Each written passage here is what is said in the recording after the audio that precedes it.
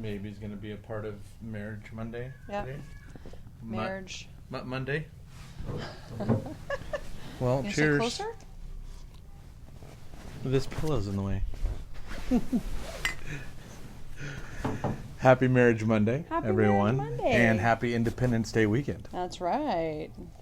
Hopefully you guys all got to have some fun. Yeah. Even with all the restrictions. Our kids could not we couldn't blow anything up for the first time in a while, which was a bummer, but it was still a lot of fun.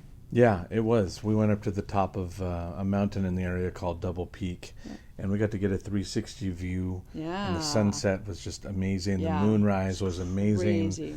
Yeah, it was one of those things where I don't know if you guys ever have it where you are going out to do something with the family and you're not really sure how it's going to turn out. It's going to be really great or really lousy. Yeah. And you want it to be fun for the kids. They're not like...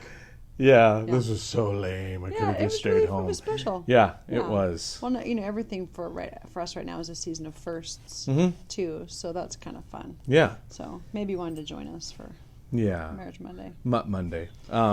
So we thought we would talk about, because it's Independence Day weekend, we would talk about independence versus interdependence. And 1 Corinthians 11:1 says that a man and a woman are to be interdependent. They are not to live independent of each other, that we need each other. We were made one flesh when we got married, and yet it almost seems like the natural trajectory of the world is, once a husband and wife come together, is to try and push us apart. Right. Yeah, and there's the elements of the independence, because we know, according to Scripture, that when God made Adam and then Eve out of Adam, that they were fully whole on their own. Yes. That there wasn't an incompleteness. Like Adam wasn't incomplete. He was lonely, but he wasn't incomplete. Right. And the same with Eve. Like she was whole, Adam was whole, and then there was a beauty of unity that was brought when they came together. But there's an independence in our wholeness. But then when we come to marriage, there's an interdependence. Yeah. There's a wholeness in that. Does that make sense? Well, even the wife Eve was to be a helpmate for Adam. He couldn't do it himself. It's so true. Yeah, Amen? just the organization of those Marks? animal names alone. I mean, my goodness, I would have been stumped. Was that a zebra or a platypus? What did we name that? I don't know. Yeah, so someone's got to organize the gifts of the husband and wife come together, and they are able to do life together. Yeah.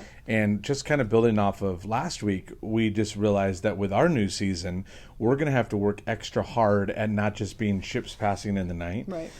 Because now she's got a career, I've got a career, and they are connected in some ways, but not as easy as it was before. Right. Yeah. Right. So we have to work at not being independent. Yeah. Independence usually shows itself, I've found, in control.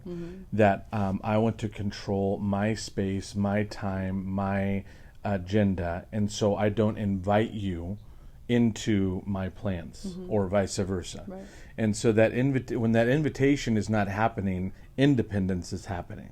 And so that means when I'm having a win on the church side, or you're having a win on the real estate side, and we're not actually sharing that with each other, then we become more and more apart. Yeah, or sure. If I'm having a struggle on my side, or you're having one on yours, and we're not actually praying through that together, then we're actually just solving and living as if we're not even connected. We're not even one. Right. Well, and I find we've seen this too with couples, that if you hit a wall and it's something that you can't get over, and you've worked on it, haven't been able to find resolve, it can become something that just, that's just how it's going to be. And it's like, it's kind of like a brick in the separation of like, you're going to have it this way, I'm going to have it this way. And like you're in an impasse. Yeah. And we can't find a resolve, and you're not going to change, and I'm not going to change, so this is just how it's going to be. And you kind of like defer to just independence. Yeah. We've run into that a lot. So how do you get past the impasse? Yeah. It really is humility. Yeah. Instead of staying in your corner and saying, well, I'm not going to come over there and help them with their situation until they come over here and admit that they were wrong. It's the same thing. You're just going to have to wait, bud. We're in the middle of something. We'll be right there. Sorry, real life here. And and so we have to come in that place where we're going to be interested in what the other person is doing, and not be stubbornly waiting and saying, I'm gonna see if they come over to my side first, right? Yeah. And so it's that humility of saying, how was your day? What was going on? I've been working to specifically pray over you before you go to work, that we would, at the end, I don't know if you found this, but at the end of our day, instead of just saying, how was your day? How was your day? And we go, oh, fine. That we actually have to stop what we're doing. You know, if we're working in the kitchen or I'm working on the computer, we have to close the computer or find an actual couch time where we're looking each other in the face and actually going, so, no, really, how was your day? Yeah, it reminds me of something. I got to be a part of a women's cohort last year with Tammy Donahue, and general supervisor, right, at Foursquare. And she brought in a speaker, Danielle Strickland. She's an author. And she said something about, and I'm never good at requoting someone, so it's something along the lines of, be interested. Like, be interested in other people. Be interested in things. Like, be, what's the word, quizzical? Sure, that sounds like a cool word. I like it. Is that a word? We can be now. Be quizzical. No, there's a word. I like it. Put it on a shirt. No. No, but there's a word that's like where you like inquire about things. Is that not a word? I'm sure it is. Your confidence is making me not confident. I am interested in that new word that you've come up with. The idea behind it is kind of, it's like, be confident and content in yourself enough to be interested in other people. Take interest in other people. Don't just settle in out of exhaustion or getting in your intolerance routines or whatever, but to be interested. I think that's something you and I've had to work at doing, is be interested, like, and asking questions, and not just the surface, but like, and so what this and what's this, and being intentional to to be inquisitive. That's what I was looking that's for. a word. What did I say? Quizzical, which is just sounds like something from Dr. Seuss or something. So, guys, especially, work on being empathetic. Work on empathy.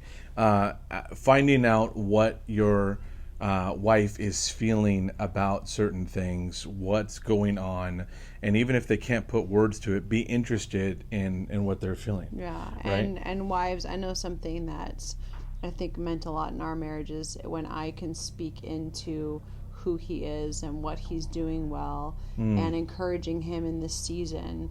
Even if, because there's always going to be a lot of things that aren't going well, but to be able to speak into it and say, I see you doing this well. I see you really running here and doing well, and encourage, even if it's just one thing, like to find something really good and call him out and speak life to that, because life's going to drag us down. We need people in our corner, and hopefully as husband and wife, we're in each other's corners. Yeah, exactly.